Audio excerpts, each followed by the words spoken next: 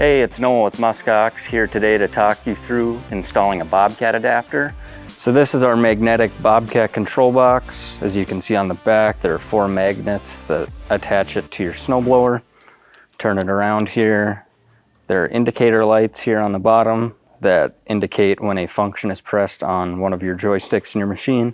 Here are one of the main power lights here, along with the plug. This is the plug on the harness that would plug into your box, along with 4 solenoid cords that are labeled accordingly to our chart by color: orange, white, red, and green. This is kind of hard to see, so we might show a graphic in here. So yeah, we're going to take and put it on the back of the machine using these magnets. Put it in line with your wire support bracket so that your wires reach your solenoids appropriately. Now we're going to walk through routing your wire harness. So now we're going to hook up the harness to the controller. You're going to want to make sure you have the end with the solenoid plugs on it. You come around this hose right here, underneath. You're going to want to make sure that your plug is fully seated and engaged. Make sure that the solenoid plugs are out of the way of your main harness wire. Now you're going to do 1 wrap around this hose and then extend out to make sure you have no slack. Now we're going to plug in the solenoid wires to make sure that your box is in the correct position. So in the top left one here, you're going to put in your white wire. Here, the bottom left is going to be your orange wire. Top right is going to be your green wire. And bottom right is going to be your red wire. All of them do have black wires for ground. And now here you can see I have the appropriate length. I'm going to take and put a zip tie around this through the hole of the wire support bracket. In each hole, and this supports your wire from breaking off if there's any snow buildup on it. And I have my fancy zip tie gun. You'll probably have a side cutter, and take and cut these tails off.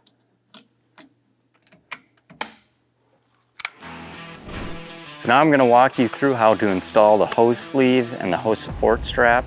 We provide zip ties also and a couple extras. They will be located in either the wearable kit taped to this part of your bracket over here or zip tied down to the couplers. So first, we're going to take and extend your hose sleeve. And now you're going to want to make sure that your harness is still wrapped around the hose. And take your hose sleeve and feed the harness through it first completely until you can see the other end of the harness poking out the end of the hose sleeve. Like that. And now you're going to want to take your bottom coupler, the male, insert that, start that down your hose sleeve.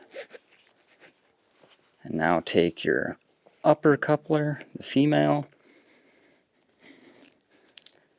start that. Now you should be able to hold and start to pull it and work it down onto the hoses until those couplers start to come out. Now once you get it past these couplers, should be able to start scooting back towards the machine, making sure these hoses are extended and your harness is still wrapped.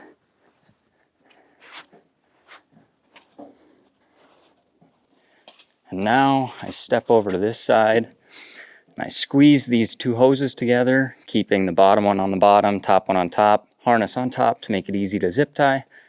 And then now pull this sleeve as high as you can. And now you take one of the zip ties provided, and this webbing is big enough that you can wiggle the zip tie through the back side Now take it here, snug that up, and I take my zip tie gun, put that on there, cut that off.